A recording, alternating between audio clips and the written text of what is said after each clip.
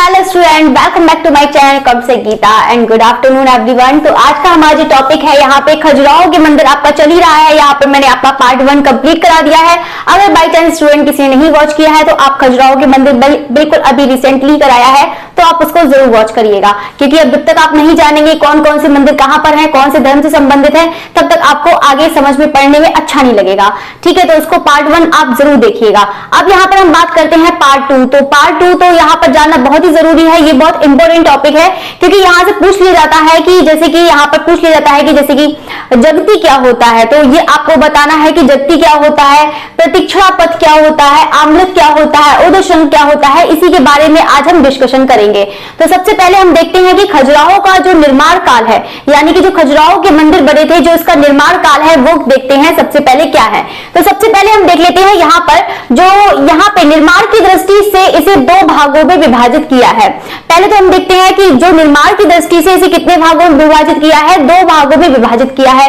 एक आपका है पूर्ववर्ती और एक दूसरा कौन सा हो जाएगा, परवर्ती। ठीक है, याद रखिएगा।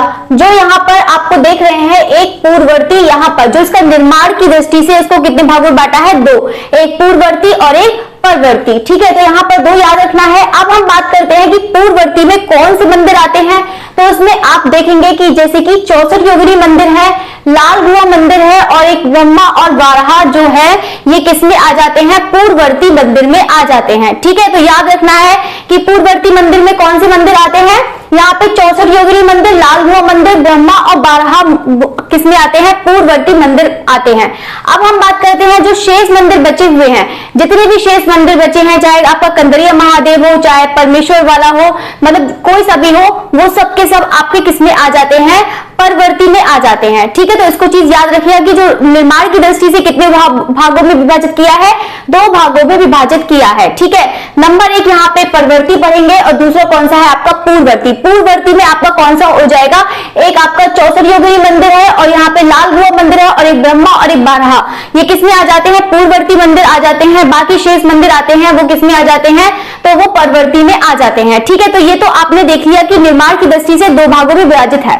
ठीक है, अब हम यहाँ पर बात करेंगे कि इसके बारे में बात करते हैं कि जो इसका निर्माण काल हम बाद में देखेंगे। सबसे पहले हम देखते हैं यहाँ पर एक मंदिर का मैंने स्ट्रक्चर बना रखा है ना। ड्राइंग बहुत बेकार है मेरी ये तो वैसे ड्राइंग मैंने इसलिए करी है कि ज्यादा अच्छा बनेगा तो आप लोग इस पर फोकस करेंगे। यहाँ पर मेरा कोई ऐसा वो नहीं है कि आपका जो माइंड डिस्ट्रैक्ट हो वो सब इस पर हो। यहाँ पर सिर्फ आपको देखना है कि जो मंदिर का सिर्फ स्ट्रक्चर तैयार करा है कि ताकि आप मैं बता सकूं। सबसे पहले आपको बताना है कि यहाँ पर देखो ये मंदिर है, ये एक कंदरिया महादेव मंदिर का इसका स्ट्रक्चर बनाया है। ठीक है, तो यहाँ पर आपको देखना है कि जो एक है, सबसे पहले हम बात करेंगे नंबर 1 पर। नंबर 1 पर हम बात करेंगे यहाँ पर किसकी, जगती की बात करेंगे। सबसे फर्स्ट नंबर पे किसकी बात करेंगे, यहाँ पे जगती की। जो हमारा क्या होता है, चबूतरा होता है। क्या होता है, चबूतरा होता है, यानी कि जो सबसे जो प्लेटफॉर्म, ठीक है, आपने देखा ही होगा कोई भी मंदिर होता है तो प्लेटफॉर्म होता है। ठीक है ना, प्लेटफॉर्म होता है, ये चीज आपको पता है कि जगती क्या होता है, ये क्या होता है, चबूतरा होता है, या फिर हम इसे बोल सकते हैं अधिष्ठान भी बोलते हैं। क्या बोलते हैं, अधिष्ठान, जगती, अधिष्ठान, या फिर हम बोल सकते हैं जगमोहन। ठीक है, तो इसको याद रखिएगा। जो मंदिर है यहाँ पर फर्स्ट पॉइंट, इसलिए मैं आपको रिपीट कर रही हूँ, अच्छे से पढ़ेंगे तो आपको और अच्छे से समझ में आएगा। जो जगती होता है, जगती पूछ लिया था एग्जाम में कि जगती क्या होता है, और यहाँ पे आपको मतलब इस ऑप्शन में दे दिया जाएगा कि अधिष्ठान होता है, कि प्रतिष्ठा ग्रह होता है, कि अंतराल होता है, ये सब पूछ लिया जाता है। ठीक है, तो यहाँ पे प्रेक्षा ग्रह होता है, ये सब पूछ लिया जाता है। तो अगर आपको पता होगा कि जगती क्या होता है, अधिष्ठान होता है, तो आप टिक यूं ही मार देंगे। ठीक है, क्योंकि आपने पढ़ा है। तो यहाँ पर है जगती है, तो जगती का आपने देखा कि यहाँ पर जगती जो होता है एक चबूतरा होता है, जैसे अधिष्ठान, या फिर हम क्या बोलते हैं, जगमोहन बोलते हैं। ठीक है, तो ये पॉइंट, पहला पॉइंट अब समझ में आ गया। अब हम दूसरी ग्रह की बात करते हैं। दूसरे ग्रह नहीं देखते हैं, दूसरे नंबर पर बात करते हैं यहाँ पर सोपान। ठीक है, दूसरा बात करते हैं कि अगर मान लो चबूतरा होगा तो हमें जाने के लिए रास्ता भी तो होगा ना, तो हमें जाने के लिए रास्ता के लिए यहाँ पर सोपान, यानी कि सोपान क्या होता है, सीढ़ियां। ठीक है, यहाँ पे चारों तरफ से सीढ़ियां नहीं बनाई गई हैं, यहाँ से सिर्फ एक साइड में ही सीढ़ियां बनाई हैं। ठीक है, अब हमारी सीढ़ियां हो गई। अब हम तीसरे नंबर पर हम जाएंगे तो हमारा कोई सा ना कोई प्रवेश द्वार भी तो होगा। अब हमने यहाँ पर एंट्री करी है। ठीक है, तो अब हमने तीसरे नंबर पे क्या करा है, हमने एंट्री कर दी है। तो हमारा एंट्री करने का ये वाला हो गया अर्ध मंडप। ठीक है, तीसरे नंबर पे हमने क्या करा है, एंट्री कर दी है। तो यहाँ पर आपने देखा है कि कक्ष प्रवेश या बरामदा बना होता है, यानी कि जो अर्ध मंडप होता है उसे हम क्या कहते हैं, कक्ष मंडप। ठीक है, तो यहाँ पे हम बोल सकते हैं, यहाँ पे जो कक्ष प्रवेश होता है, ये चीज है जो आप यहाँ पर दिख रहा है, ये क्या होता है, कक्ष प्रवेश होता है। ठीक है, तीसरे नंबर पर हम क्या देखते हैं, यहाँ पर अर्ध मंडप। अर्ध मंडप क्यों कहते हैं, क्योंकि यहाँ पर आपने देखा होगा कि जो ये मंदिर है, आपको यहाँ पर ये मंदिर दिख रहा होगा, यहाँ पर एक खाली स्थान होता है। ठीक है, यानी कि एक खाली जगह यहाँ पर छोड़ी जाती है, जो अर्ध स्तंभ मतलब आधे स्तंभ पर ये बना होता है। कौन सा, अर्ध मंडप जो है यहाँ पर, ये तीसरे नंबर पे हो जाएगा। ठीक है, ये दूसरे नंबर पे हो जाएगा, ये आपका तीसरा, मतलब याद करने का बहुत अच्छा तरीका बता रही हूँ कि कैसे कैसे आप याद करेंगे। तो यहाँ पे तीसरा नंबर है, कौन सा हो जाएगा, आपका अर्ध मंडप हो जाएगा। ये अर्ध स्तंभ पर बना होता है, जैसे कि आपको मैंने यहाँ पर दिखाया है कि अर्ध स्तंभ मतलब यहाँ पर ये प्रवेश द्वार होता है और इसके ऊपर यहाँ पर मंदिर हो जाएगा। मतलब यहाँ पर अर्ध स्तंभ, ये मतलब जो हवा आने के लिए या फिर एक बरामदा टाइप का यहाँ पर होता है अर्ध मंडप। ठीक है, तो ये चीज दूसरा यहाँ पर इसका मंदिर हो जाएगा। ठीक है, तो यहाँ पे आधी जगह छोड़ी जाती है, अर्ध स्तंभ पर बना होता है, इसलिए मैं यानी यहाँ पर आप शॉर्टकट में इसको यहाँ पर ऐसे करके आप लिख सकते हैं। ठीक है, तो आपको पता चल गया कि हम यहाँ पर सबसे पहले हमने एंट्री करी, यहाँ पर पहला हमारा चबूतरा हो गया, तो चबूतरे के ऊपर ही तो बनेगा। दूसरे नंबर पर हमने क्या देखा कि यहाँ पर सोपान देखा। सोपान क्या होता है, यह आपकी सीढ़ियां होती हैं और सीढ़ियां यहाँ पर चारों तरफ से नहीं बनी है, ये सिर्फ यहाँ पर एक ही साइड में बनी है। फिर तीसरे नंबर पर हम जाएंगे, अर्ध मंडप पर जाएंगे। ठीक है, तो अर्ध मंडप हमारा क्या होता है, जो आधे स्तंभ पर ये खड़ा होता है। ठीक है, मतलब आधा नीचे होता है यहाँ पर ऐसे करके और यहाँ पर ऐसे बना होता है। ठीक है, तो यहाँ पर आधी जगह छोड़ी हुई होती है। ठीक है, तो यहाँ पे 3 पॉइंट आई थिंक आपको समझ में आ ही गया होगा। ठीक है, तो अब हम बात करेंगे, ऐसे ही अर्ध मंडप हो गया। अब हमें पढ़ते हैं यहाँ पर मंडप। ठीक है, तो मंडप आपने देखा कि यहाँ पर मंडप है, ये भी बिल्कुल सेम इसी की तरह ही होता है कि यहाँ पर मंडप देखेंगे। ठीक है, तो बिल्कुल ये चीज आ गया है मंडप। चौथे नंबर पर मंडप हो गया, ये महामंडप है, ये मंडप है, यहाँ पर लोग बैठते हैं। ठीक है, ये मंडप हो गया। महामंडप पर देखेंगे, अब हम 5 नंबर पर जाएंगे। 5वें नंबर पर हम गए, यहाँ पर सभा मंडल, ये सभा मंडल होते हैं। यहाँ पर नृत्यांगनाएं क्या करती हैं, नृत्य करने का क्या होता है, स्थान। यहाँ पे जो महामंडप है, यहाँ पे सभा मंडप होता है, मतलब काफी ज्यादा स्पेस होता है, यहाँ पर एक खाली स्थान होता है, बरामदे की तरह बड़ी जगह होती है, तो यह महामंडप होता है। एक होता है हमारे पास मंडप होता है, यहाँ होता है महामंडप। यहाँ पर यानी कि यहाँ पर जितने भी नृत्यांगनाएं होती हैं वो भी नृत्य करती हैं, मतलब जैसे कि कोई भी पूजा पाठ होता है, कहीं भी कोई भी फंक्शन होता है, कुछ भी, तो आपने देखा होगा कि वहां पर मतलब डांस वांस नृत्यांगनाएं जो होती हैं नृत्य करती हैं, उनके करने का स्थान होता है। अब कोई ऐसा तो नहीं कि डांस करे कोई बैठेगा नहीं, तो यहाँ पर लोग भी पब्लिक भी होते हैं, तो वहां पर भी लोग यहाँ पर आपको देखने को, तो आप समझ सकते हैं कि ये बहुत बड़ा स्थान हो गया इसका बरामदे का। ठीक है, ये चीज हो गया।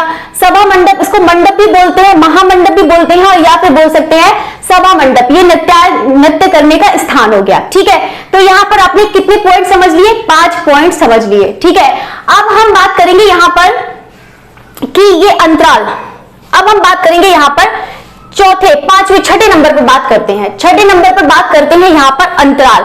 अंतराल में क्या होता है, अब अंतराल में यहाँ पे जितने भी पुजारी होते हैं, श्रद्धालु होते हैं, उनका यहाँ पर पूजा पाठ करने का स्थान होता है अंतराल। याद रखना, ये वाला बहुत ज्यादा इंपॉर्टेंट है, अंतराल अधिकतर एग्जाम में पूछ लिया जाता है। एक प्रतीक्षणा पथ वाला भी इंपॉर्टेंट है, इसको बाद में बताते हैं, पहले आप अंतराल समझ लीजिए। अंतराल आपने देखा कि यहाँ पर एक मतलब जो मंदिरों के बीच में, यहाँ पर इधर मंदिर होंगे, यहाँ पर एक मंदिर को बीच में, ये आपको यहाँ पर दिख रहा होगा, ये यहाँ पर अंतराल होता है। यहाँ पर एकदम स्पेस खाली जगह होती है, तो यहाँ पर एक श्रद्धालुओं को, लोग को पूजा पाठ करने का ही स्थान होता है। ये यहाँ पर ये भी बता देते हैं कभी कभी एग्जाम में पूछ लिया जाता है कि अंतराल किसके किसके बीच का स्थान है, ये भी पूछ लिया जाता है। नेट के एग्जाम में बहुत ज्यादा आता है, यूजीसी नेट होता है उसमें बहुत एग्जाम में पूछ लिया जाता है, तो ये इसको याद रखिएगा। दूसरी चीज यहाँ पे टीजीटी के भी एग्जाम में, टीजीटी के एग्जाम में तो बहुत ही आसान सा क्वेश्चन पूछ लिया जाता है कि प्रतीक्षा ग्रह क्या होता है, ये आपका गर्भगृह क्या होता है, ये चीज पूछ लिया जाता है। ठीक है, तो आपने देखा कि यहाँ पे अंतराल है, तो अंतराल में आपने क्या देखा कि यहाँ पे गर्भगृह, ठीक है, तो ये गर्भगृह आपने देखा, ये गर्भगृह और एक महामंडप, यानी कि जो गर्भगृह है और ये महामंडप आपको दिख रहा है, ये आपको कहाँ दिख रहा है, गर्भगृह कहाँ है कि जो मंदिर, यानी कि जो विशेष स्थान पर एक मंदिर होती है ना, जो यहाँ पर जिसका मंदिर होता है, जैसे कि कंदरिया महादेव का मंदिर का है, तो यहाँ पर शिव जी का है। ठीक है, तो यहाँ पर शिव जी का एक मंदिर स्थापित करी जाती है, वही हमारा क्या होता है, गर्भगृह होता है। ठीक है, ये प्रमुख देवी देवता की मूर्ति, ठीक है, जिसका मंदिर होगा वहां पर एक मूर्ति होगी, पार्वती का मंदिर का होगा तो पार्वती की मूर्ति होगी, तो वही चीज हमारा क्या होता है, गर्भगृह। तो ये चीज तो हो गया गर्भगृह। ठीक है, तो यहाँ पर वही चीज कह रहा है कि अंतराल में, यानी कि जो गर्भगृह है और यहाँ पर महामंडप, तो गर्भगृह और महामंडप के, यानी कि जो ये वाला था महामंडप, इनके बिल्कुल बीच का स्थान होता है किसका, श्रद्धालुओं का यहाँ पर स्थान होता है, जहां पर लोग पुजारी जो क्या करते हैं, पूजा पाठ करते हैं। ठीक है, तो ये चीज अंतराल आपको समझ में आ ही गया होगा। अब हम बढ़ते हैं 7 पॉइंट पर बढ़ते हैं। 7 पॉइंट यहाँ पर आपको मैंने बता ही दिया था। यहाँ पर क्या होता है, ये प्रतीक्षा मतलब जो है आपका गर्भगृह, गर्भगृह में क्या देखेंगे, गर्भगृह आपका जो मेन मूर्ति होती है, जिसकी भी मतलब मंदिर होता है, उसका क्या होता है, आपका यहाँ पर मूर्ति रखी जाती है। ठीक है, तो ये चीज क्या हो गया, यहाँ पर गर्भगृह हो गया। ठीक है, तो यहाँ पर मैंने शिव का बना दिया है ना, कितना अच्छा बनाया है ये क्यूट सा तो यहाँ पर ये चीज आपने देखा।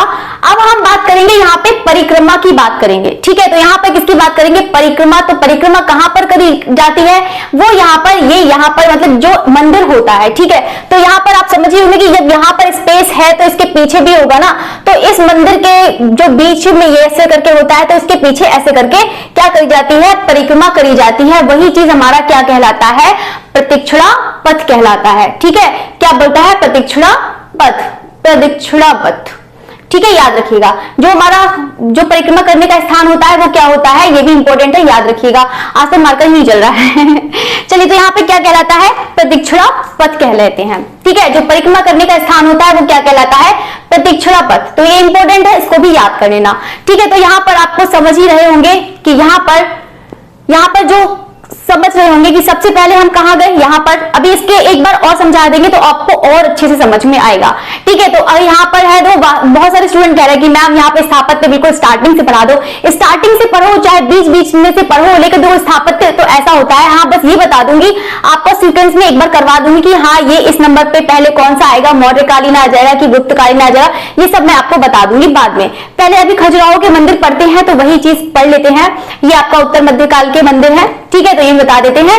चलिए, तो यहाँ पर है ऊंचे शिखर। अब हम बढ़ते, तो यहाँ पर आपको कुछ आंसर नहीं देना है, बस आपको देखो, बहुत सारे स्टूडेंट को मैं देखती हूँ थ्योरी पढ़ते हैं, उसके बाद भी वो उनको अगर पता होता है तब भी वो टाइप करते रहते हैं, लिखते रहते हैं। तो मुझे सीरियसली बहुत अच्छा लगता है कि हाँ, कि बच्चों को कुछ तो रेस्पॉन्स मिल रहा है ना। तो आपको कोशिश करो कि अगर देखो लिखते भी रहते हैं तो बहुत अच्छी बात है, तो इसका मतलब है कि उनको आगे बढ़ने की क्षमता है, कि मतलब आगे बढ़ना चाहते हैं। तो ऐसे ही आप लोग किया करिए कि अगर मान लो बाई चांस आपको कुछ देना है, कि मतलब कुछ समझना है, तो आप उसको टाइप करके लिखा करिए कि हाँ ये पॉइंट हमें याद हुआ। ठीक है, तो ये चीज लिखा करिए, तो ये चीज बहुत अच्छी बात है। मैंने स्टूडेंट को देखा है, तो काफी स्टूडेंट ऐसा करते हैं, तो आप लोग भी करा करिए। ठीक है, तो ये चीज तो आपको समझ में आ ही गया होगा। अब हम बात करते हैं यहाँ पर किसकी बात करते हैं, प्रदक्षिणा पथ की बात कर रहे थे, जो हमने बता ही दिया था। ये क्या होता है, हमारा परिक्रमा करने का स्थान होता है। ठीक है, तो इसको याद रखिएगा। अब तो हमने सारी चीज कर ली, हमने परिक्रमा भी कर ली, हमने पूजा पाठ भी कर ली, हमने नाच गाना सब कुछ देख लिया। ठीक है, तो अब हम क्या बात करेंगे, यहाँ पर शिखर की बात करेंगे, यानी कि जो शिखर है इसके बारे में बात करते हैं। पहले हम देखते हैं कि जो शिखर का आप यहाँ पर देख रहे हैं कि ऊंचे शिखर का जो निर्माण हुआ है वो कितने भागों में बांटा है, 3 भागों में बांटा है। ठीक है, तो यहाँ पे ऊंचे शिखर, एक है गर्भगृह, मंडप और महामंडप, यानी कि गर्भगृह, ठीक है, एक गर्भगृह, एक मंडप और एक महामंडप। ठीक है, यहाँ पे ऊंचे शिखर का निर्माण हुआ है, यानी कि जो आपने ये शिखर देख रहे हैं, ये जो शिखर आप देख रहे हैं, कितने यहाँ पे गर्भगृह, गर्भगृह, और एक दूसरा कौन सा है, मंडप, और तीसरा कौन सा हो जाएगा, महामंडप। तो ये शिखर का जो निर्माण हुआ है आप देख रहे हैं, ये तीन ये हो गए। ये तो ये तीसरे से अलग है अपना, ये है एंट्री गेट है, ये वाला जो है ये अर्धमंडप है, ये क्या है हमारा एंट्री गेट है। तो तीन यहां पर हो गए ये वाले, ठीक है। तो तीन आपने देखे, गर्भगृह जहां जो मेन मूर्ति होती है वहां पर ये गर्भगृह हो गया। मंडप आपका कौन सा हो गया, ये आपका यहाँ पे मतलब एंट्री के बाद ये जो मंडप होता है, ठीक है। तो ये महामंडप होता है जहां श्रद्धालु लोग क्या करते हैं, मतलब वो श्रद्धालु कहते हैं, महामंडप होता है नाच गाने का स्थान होता है, ठीक है। तो ये चीज हो गया है। अब हम बात करते हैं यहाँ पर नेक्स्ट है, यहाँ पे ऊर्ध्व श्रृंग है। वो ऊर्ध्व श्रृंग बने होते हैं, जैसे आपने देखा होगा कि यहाँ पर ऊर्ध्व श्रृंग बने होते हैं, जिस टाइप से मैंने यहाँ पे बना रखा है इस टाइप से यहाँ पर ऊर्ध्व श्रृंग बने होते हैं, ठीक है, याद रखिएगा। बाकी ये आयुर्श्रोत्र है, इसको क्या कहते हैं, बिल्कुल जैसे आंवला आपने देखा होगा, बिल्कुल आंवला जैसे आंवले में ऐसी तो आंवला होता है ना, आंवला ऐसी तो होता है, यहाँ पर ऐसी करके आंवला होता है, तो बिल्कुल इसी तरह से ही देखा होगा आपने। तो इसी तरीके से ही ये बना होता है, इसी को क्या कहते हैं, आमलक बोलते हैं, ठीक है। तो ये चीज आपको याद हो गया। अब हम बात करेंगे यहाँ पर शिखर। तो शिखर तो आपने देख ही लिया, शिखर का 3 भागों में ही होता है।